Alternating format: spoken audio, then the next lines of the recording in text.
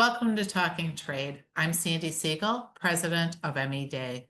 And I'm Ken Wasylik, Managing Director of EM Wasylik and Associates, an international business development company. Well, today we have a special guest. We have Laura Baughman, the Senior Fellow at the Trade Partnership Worldwide, an economic and consulting firm based in Washington in the thick of it right here, specializing in international trade and investment issues. So Laura, thank you for joining us on Talking Trade. My pleasure. Thank you for having me. Well, great. So you're based in Washington, you're probably in the Beltline, within the Beltline. And so you're in the thick of all this tariffs. That's the big topic for international trade here in the United States. Your organization has done extensive economic impact analysis on the effects of businesses, both large businesses and small businesses. So can you give us an overview of what the real costs are of this tariff situation, back and forth between our neighbors and our not so close neighbors, and how can companies kind of navigate the landscape here?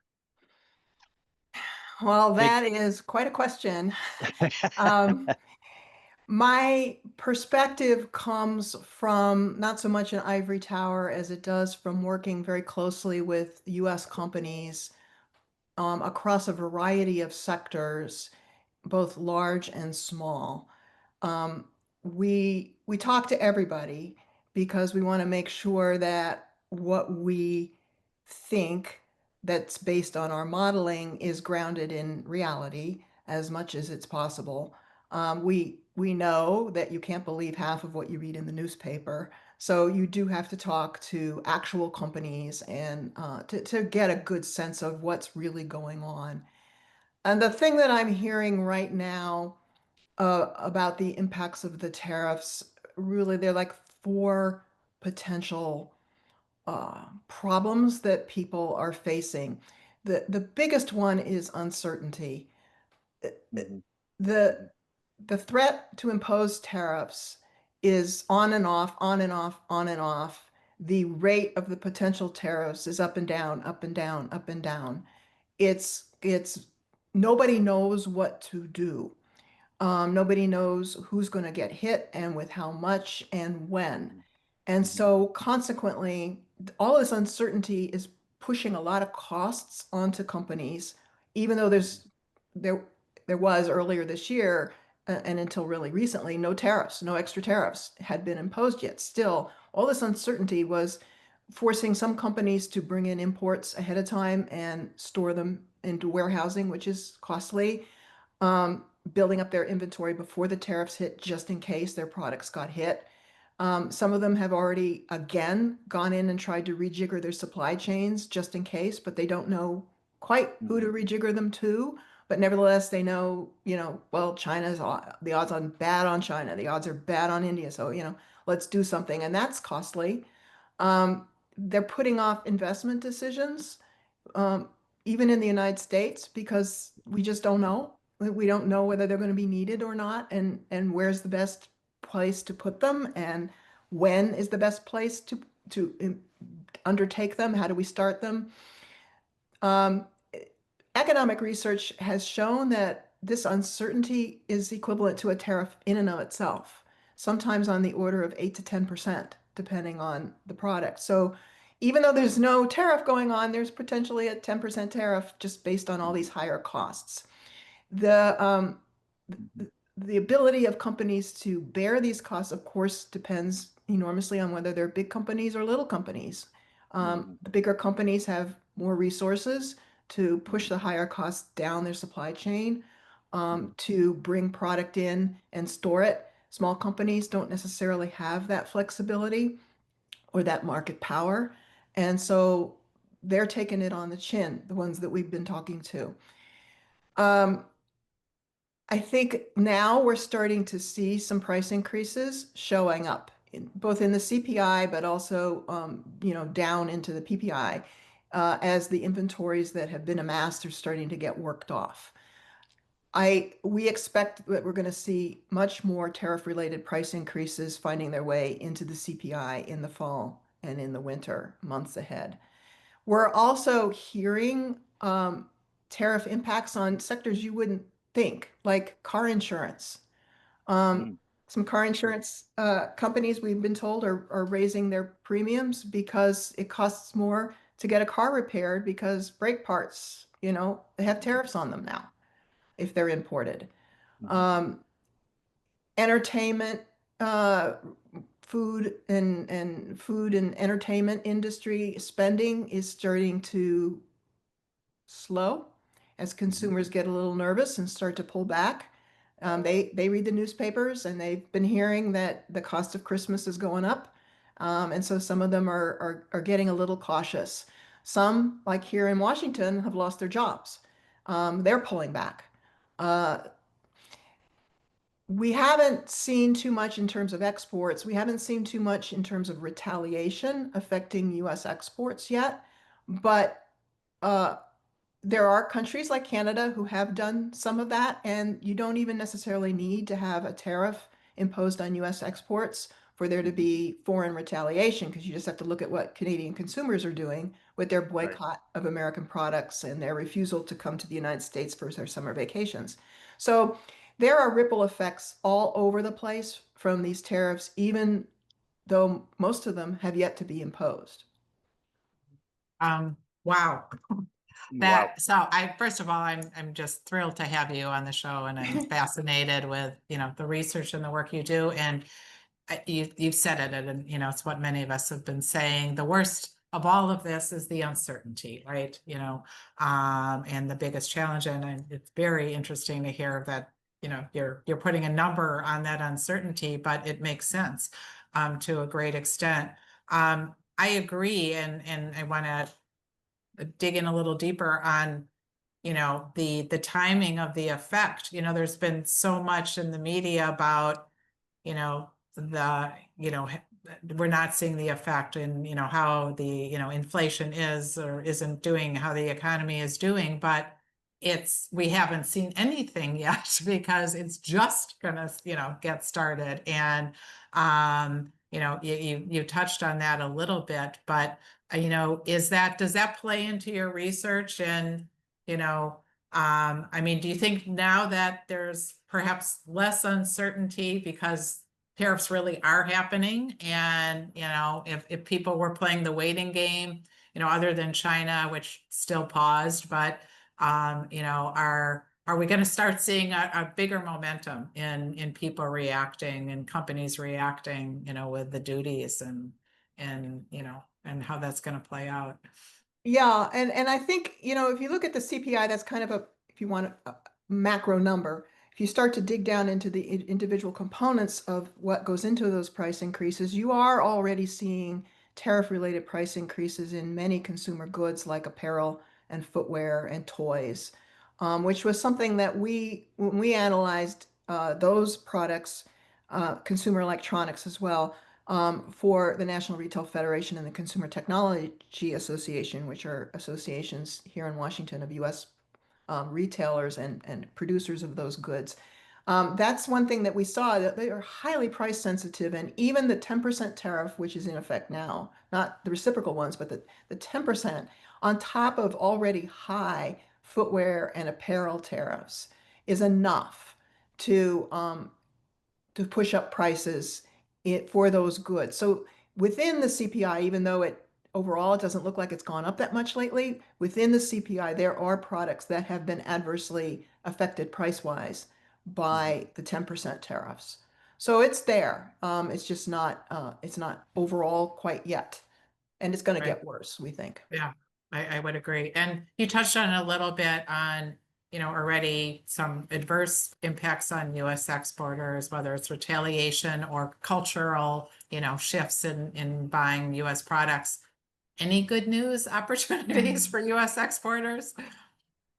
Um, when you think about it, I mean, the whole purpose of one of the purposes, who knows what the purpose is? There's so many purposes that the president keeps putting out there, but one he has said is to bring production back to the United States, to make imports so expensive that there's motivation to beef up US manufacturing. Um, if and when that happens, uh, those imports have to be replaced by something, whether they're inputs into US Yeah. production or whether they're finished consumer goods. If they're too expensive to continue to be imported, US producers are going to have to step up. They're going to have to supply the US market before they think about exports anymore. So in a way, what this policy is doing is, yes, it's cutting imports, but it's also potentially cutting exports. And I Sure. don't think that there's a big recognition of that within the policy circles at the White House. It perhaps is good news because the trade deficit will go down, maybe, depending on that relationship, whether imports go down more than the exports do. Mhm. But if you're looking only at goods, the US producers are going to have to start shifting from foreign suppliers to US buyers. Right, right. Another thing that I think that we lose sight of too is that all of this, we are a highly competitive services economy, and our services exports are really powerful and positive. You know, Mhm. we got a trade surplus on services pretty much across the board. The degree to which you can partner services with a good export would be helpful. You know, look at tractors, John Deere tractors. You know, they Right. use digital services to Mhm. enhance the offering of their tractors, Right. make them much more desirable. And we have a competitive advantage with those products, even with tariffs on inputs, making those John Deere production, US produced John Deere tractors more expensive.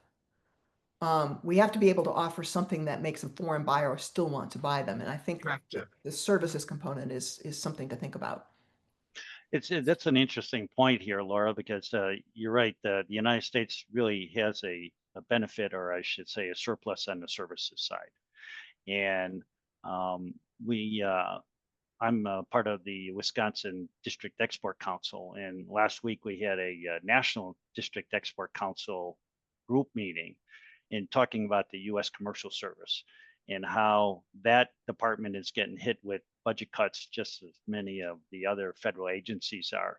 But that's a group that promotes U.S. exports. I mean, that's their But entire charter right. to actually do that, and to say cut their funding. We've heard up to 50%. Ooh.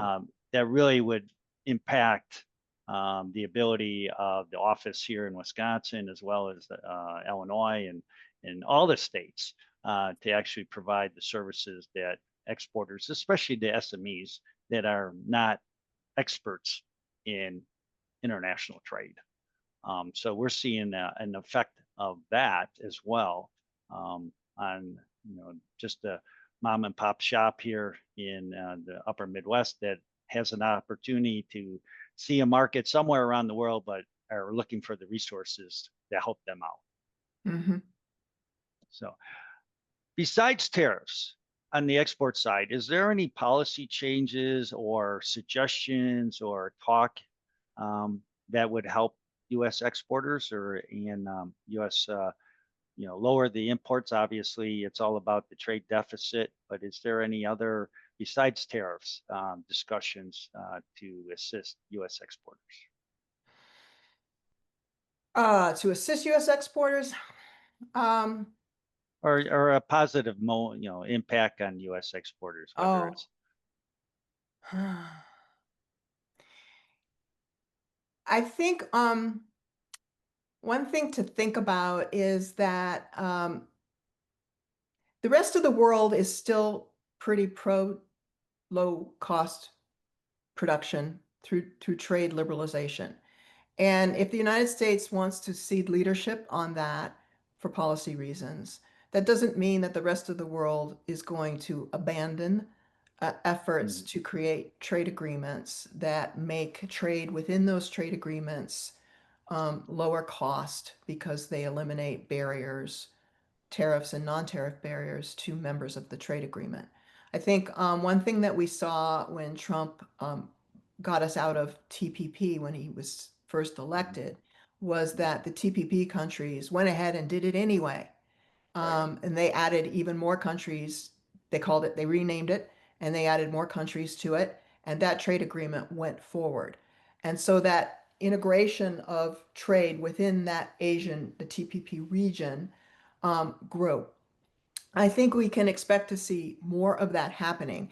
If US exporters want to participate in, let's say, an India-Brazil trade agreement or some, or the EU takes the lead on creating some new trade agreement with other countries that the United States is not a party to, you'll have to think a lot about how you lower your costs to be competitive in that agreement, how you can meet the rules of origin within that agreement for a US exported product. It may mean, depending on your resources, that you need to think about, instead of exporting, investing in the region for production there. Yeah. It's Yeah, it's kind of Wild yeah, West, I think, at this point.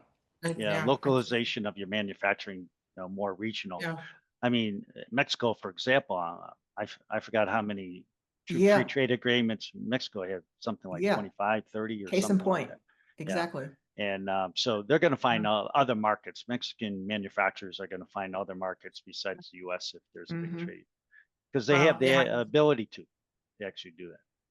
and the need to, Oh, I yeah, think, I right. think that to your point, everybody, doesn't want to get caught up in our agenda per se, while we, some of our best trade allies that support a lot of our, issues with China and some of the other challenges and objectives we have, they also need to protect their own revenue and own trade agreements. So it's very, very Yeah, I mean, interesting. if you look at Brazil, the US is not, pre-tariff was not a big export market for Brazil. Right, And so we right. put tariffs, 50% tariffs on imports from Brazil over sovereignty, an issue that they think is fundamental to their sovereignty. And they're going to basically say, we don't care about you anymore. We're just going to do Yeah, more business with China. And they exactly. will. And I remember when I was working on generalized system of preferences renewal before Capitol Hill, one of the things Congress wanted to do was take away GSP benefits from India in order to get them to make more progress at what was then pending, the Doha round at the WTO. And India, basically, the Indian government said, we don't care. Go ahead, do it. You're not that important to us. And they did not make any changes to what they were doing at the WTO in the Doha round. We took GSP away from them. It had no impact at all whatsoever. So I think even before we ceded leadership in trade liberalization, we didn't necessarily have all the clout that we think we might Yes. have in some of these markets.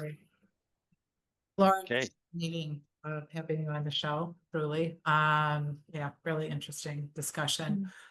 Please join us again on Talking Trade. I think we're going to have a lot to talk about through the rest of the year, and I'll be Yeah. interested, to follow the timeline and, as things continue to evolve here. Laura Baughman, senior fellow at Trade Partnership Worldwide. Thank you for joining us on Talking Trade. Thank you Yeah, for thank having you. me.